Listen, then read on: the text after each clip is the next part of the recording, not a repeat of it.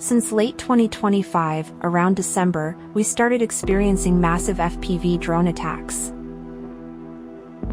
Everything that can reach us, reaches us. They've started covering the roads with protective nets so that we can at least travel somewhere. Now even fiber optic drones can reach our village.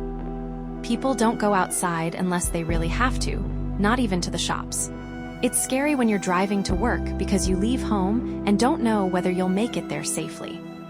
An air raid alert can catch you on the road at any moment.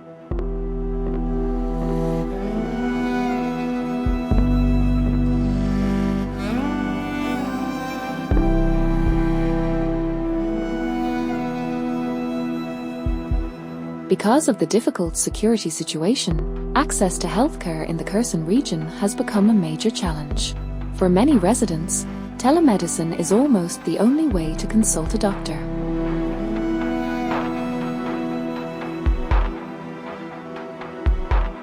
The idea first emerged in 2022 while we were working with mobile medical teams. We installed a Starlink terminal and a laptop in the vehicle and connected patients with doctors through video calls. That was the moment when we realized that telemedicine truly works and can genuinely help people. After liberation, we had no family doctors, no patient declarations, while people had plenty of chronic illnesses. We started discussing possible solutions with Yevgen. We talked on the phone for almost 3 hours. After that, the cases team came to visit us. In 2024, we opened the first telemedicine centers in the Kherson region. The centers started operating in Vysoke, Lymanets, Borozenske, and the city of Kherson. For 2 years now, they have been connecting patients with doctors from across Ukraine. When telemedicine first started, honestly, we were scared. We didn't really understand how it would work. We had never used this equipment before and didn't know what to do with it. But today we know how to do everything. At first people would ask, how is that even possible? The doctor is somewhere else and I'm here. They were used to a doctor examining them in person, touching, checking, listening. They couldn't imagine how it could work through telemedicine. But then they started coming. We helped them get ready for consultations, took photos when necessary, sent information to doctors, and gradually people began to trust the system. Many of our patients have diabetes. We arrange consultations, doctors prescribe treatment and additional tests. It truly helps people. One case stands out in particular. A woman had repeatedly visited her family doctor. She was prescribed treatment again and again, but nothing helped. We suggested she consult a neurologist. We had recommended it before, but she was skeptical. She would say, "If my doctor can't help me, how can someone treat me through a computer?" Eventually, she agreed because nothing else was working. The neurologist prescribed medication and infusion therapy. Since then, she has recommended our telemedicine center to everyone she knows. She tells people, "You can't even imagine it really works." A woman once came for a consultation with a cardiologist. She had undergone a leg amputation above the knee.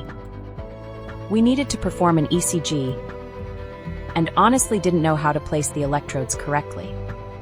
We contacted Olena for advice.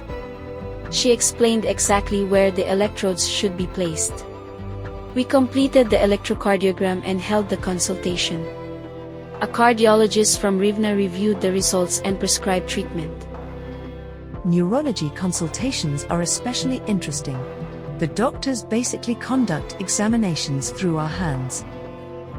We perform neurological tests, check sensitivity with a small needle, and follow the doctor's instructions.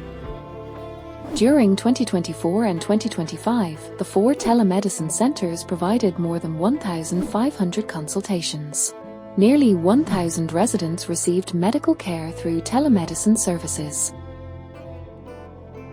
When we just started, Uman Hospital supported us tremendously. Both Uman and Khmelnytsky regional hospitals helped us a lot. We also work with excellent dermatologists from Odessa. Right now, we're especially happy with Ryuno Regional Hospital. Their cardiologist and endocrinologist are our favorites. Whenever we need support, they are always there for us. Today, the security situation in the Kherson region is deteriorating once again. Shelling is intensifying. FPV drones reach the villages. Many residents are gradually leaving, but despite the risks, nurses continue to stay in their communities and keep the healthcare system running. They've started covering the roads with protective nets so that we can at least travel somewhere. It's scary when you're driving to work because you leave home and don't know whether you'll make it there safely. An air raid alert can catch you on the road at any moment. Over the past 2 years, telemedicine has become more than just a solution. For many frontline communities, it has become the only access to healthcare. We continue to see the need in these communities and remain committed to supporting and expanding telemedicine services in frontline areas.